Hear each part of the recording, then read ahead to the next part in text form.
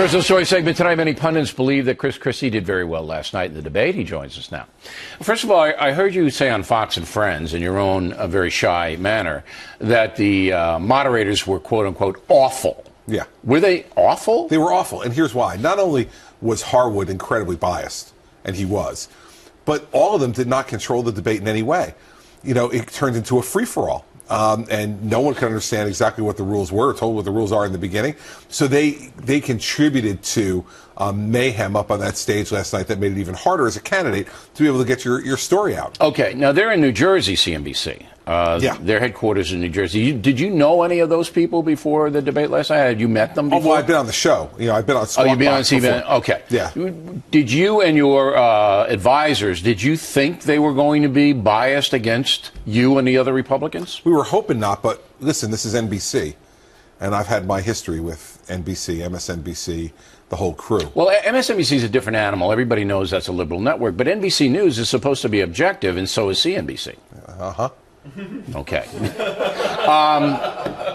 When you hit the fantasy football thing out of the park, did you know that you didn't rehearse that? You didn't know that was coming.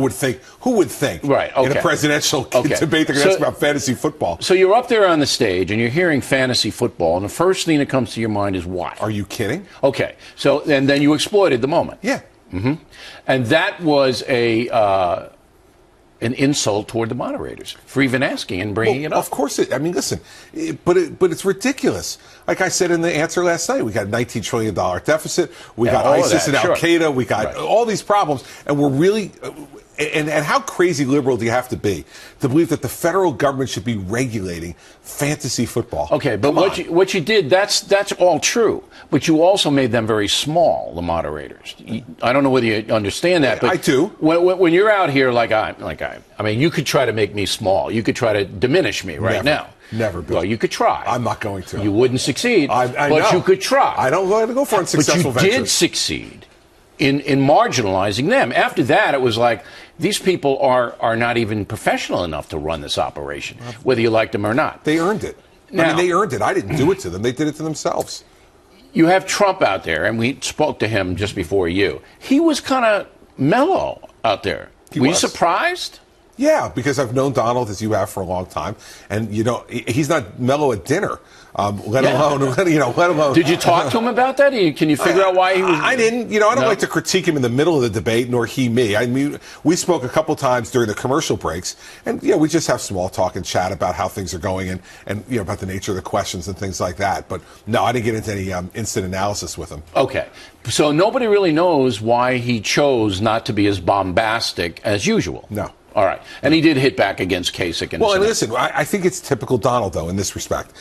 If you hit him, he's going to hit you back. Absolutely. And Kasich decided to do that, and I think took the worst of the battle there. But Kasich has to make the point, if he's going, and so do you, that you guys are sitting governors, that you have a record, and that the other guys don't have any record, and that's what John was trying to do. Yeah, well, listen, but my point, Bill, is this. You can do that without attacking somebody else.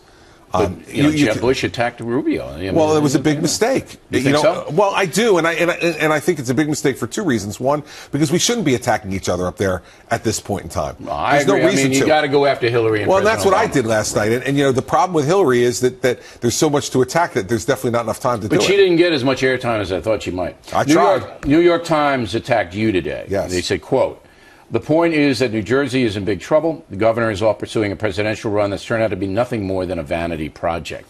There are certain Republicans that raise their ire. Why does the New York Times not like you? Because I'm a successful Republican in a blue state right next door to them. But they say you're not successful. Well, they're just dead wrong. I mean, the people of New Jersey have determined I'm successful. They elected me twice, and 61% of the vote the last time, 51% of the Hispanic vote. I mean, so, 2/3 of independents. So the New York Times can say whatever they want. I'll tell you this. I take a deep bow. If the New York Times hates me, that means I'm really getting someplace. You know what they don't like about you? You're authoritarian. That's what they don't like. Really? You make judgments. They don't like that. Well, listen, that's what I get paid to do. So if they don't like it, but they don't like that. They like Mayor de Blasio. Well, so what, they like an increasing murder rate, dirty streets. But you don't make judgments about murder. See, it's not good to do that. Well, listen, last night I couldn't believe they brought up the issue of moral authority.